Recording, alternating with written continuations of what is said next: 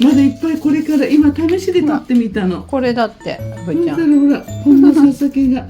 ゆびちゃんはこれお豆だけだったら食べれるんじゃない？甘くしなきゃ。お砂糖入れなきゃ。ほら食べちゃう。まだ食べれないよ。食べれない。どう？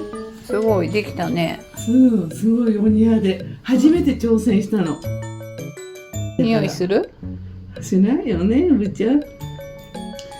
すごいね、可愛いね。ね、可愛くない？すごい簡単で、旺盛だから、あそこにほらやったでしょ。すごい。お庭でできたんだって。お庭でできたの。あんこにするんだって。あんこにしてみようと思って、まだいっぱいこれからすっごい取れるの。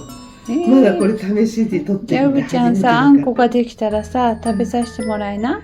お砂糖入れないところでね、最初ね、そことだけちょっと取ってまた冷凍しといて、お豆だから大丈夫でしょ。多分大丈夫じゃない？調べといて。分かって調べとく。ね、よかったね。すごい自分でもびっくり。これうぶちゃん匂い嗅ぐだけよ。食べれない。かわいそうに。そんなになるんだ。すごい簡単。